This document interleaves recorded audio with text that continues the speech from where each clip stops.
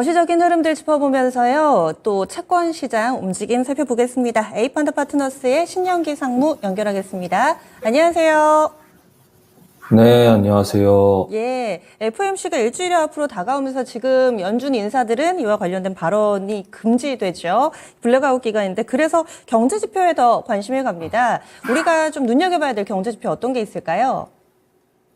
네, 이제 내일 발표하는 GDP 속보치, 그리고 이제 모레 발표하는 PCE 물가 지표가 상당히 중요할 것으로 보입니다.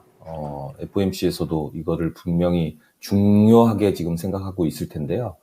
이제 먼저 내일 발표하는 GDP에 대해서 말씀을 드리면, 이번 4분기 성장률은 시장에서는 약 2.0%를 예상하고 있습니다. 사실 지난 3분기 GDP 성장률이 잘 나왔잖아요. 4.9% 나왔고, 실제로는 연일 5.2% 정도 성장을 또 보였기도 했습니다. 이 정도 수치면 사실 당시 미국 금리 10년 기준으로 5%를 당시 돌파했었거든요. 그래서 더 올라가지 않겠냐 예상을 했었는데 실제로 금리는 또 꺾였습니다. 근데 이제 그 GDP 이제 발표 직후에 시장에서는 두 가지 반응을 보였기 때문에 금리가 내려갔다고 저는 생각을 하는데요.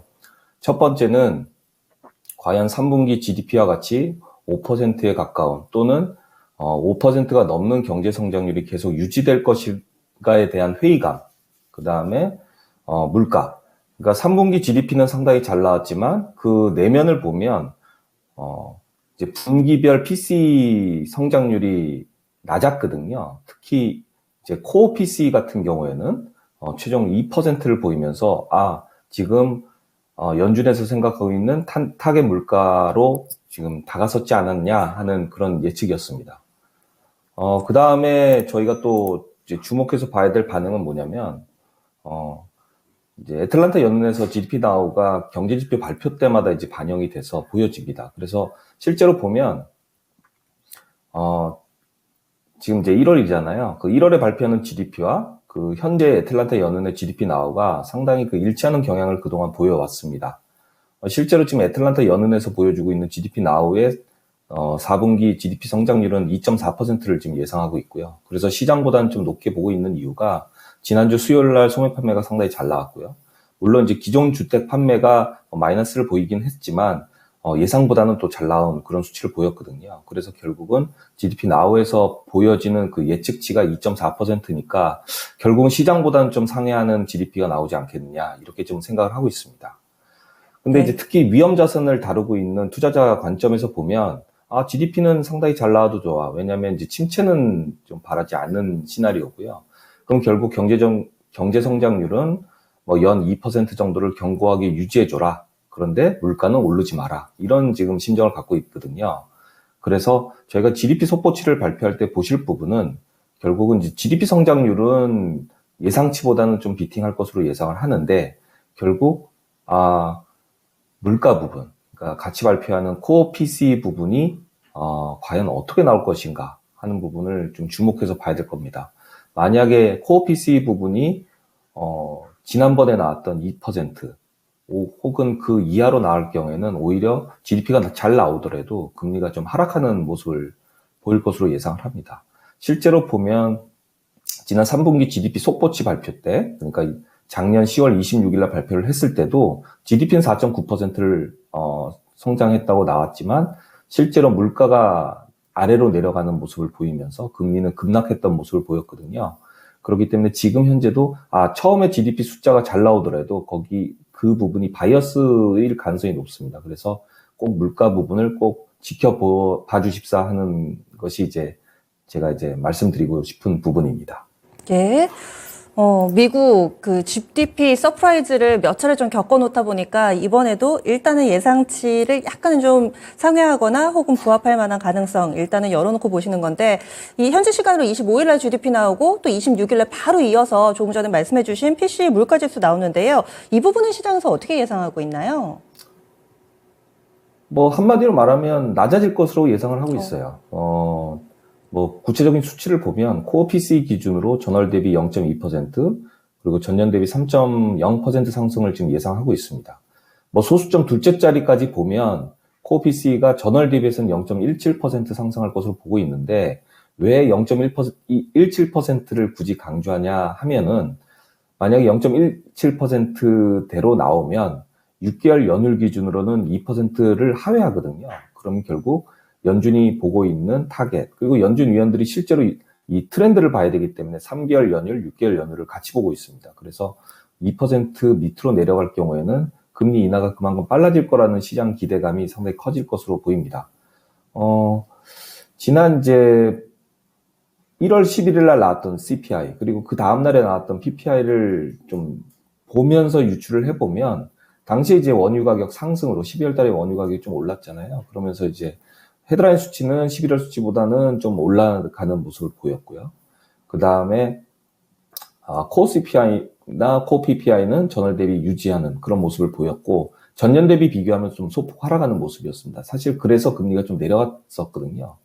그러면 전년 대비 코어 PC는 결국은 이제 드디어 2점대를 보지 않겠느냐. 뭐 시장에선 3.0이지만 실제로 두 자릿째로 보면 2.9대거든요. 그래서 한 2.9 정도를 좀 예상하고 있고요. 반면에 또 저희가 물가 지표가 나올 때마다 좀 들여다보는 클리브랜드 연은에서 나오는 인플레이션 나우캐스팅에서는 코어 PCE 기준으로 전월 대비 0.25%, 전년 대비 3.02%로 뭐 우리가 예상하고 있는 수치보다는 좀 높게 잡고 있습니다. 그런데 이제 CPI를 볼 때는 3개월, 6개월 연율이 더 중요하다. 이렇게 제가 말씀을 드렸었던 걸 기억하시면 연준 위원들이 그 추이를 또 중요하게 생각하기 때문에 그렇다고 말씀을 드렸는데요.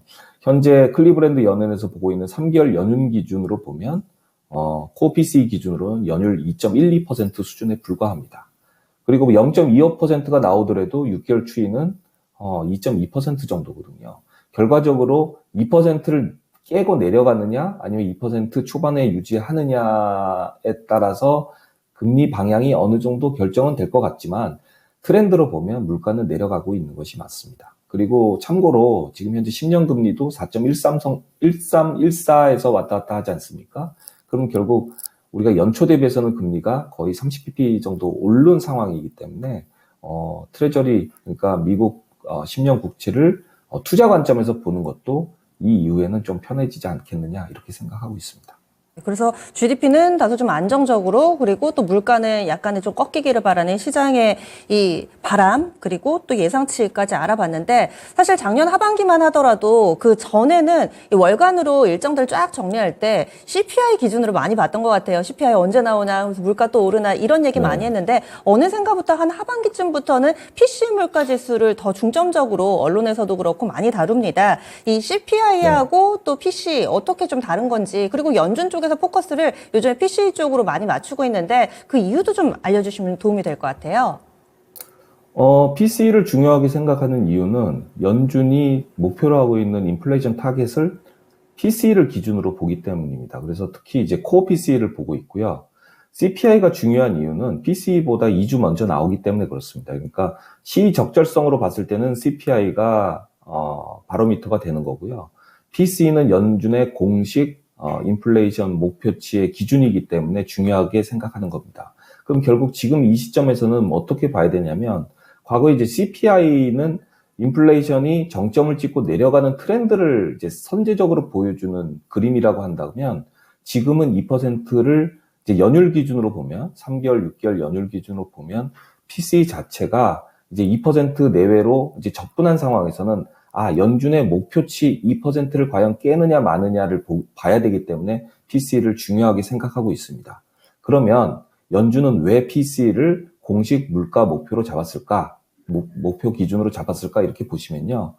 사실 그 비중 때문에 그렇습니다. 우리가 이제 핵심 물가, 핵심 CPI라고 얘기하는 부분은 음식과 에너지 등 매일매일 가격 변동이 심한 것들을 제외한 나머지 부분을 보는 건데요.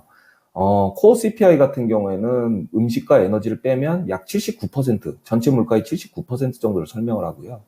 PCE 같은 경우에는 코어 PCE 기준으로는 약 88%를 설명합니다.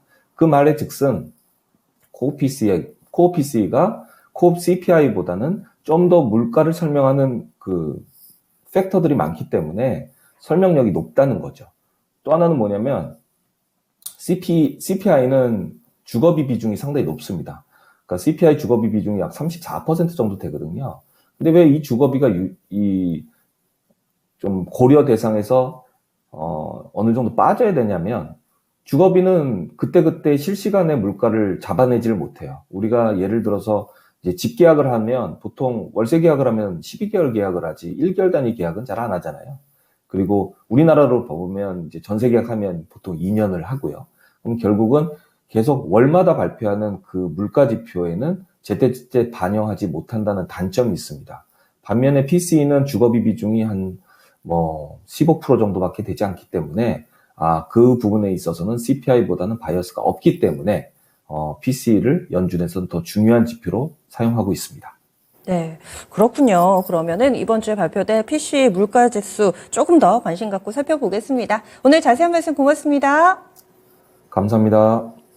네, 지금까지 채권플로우였습니다.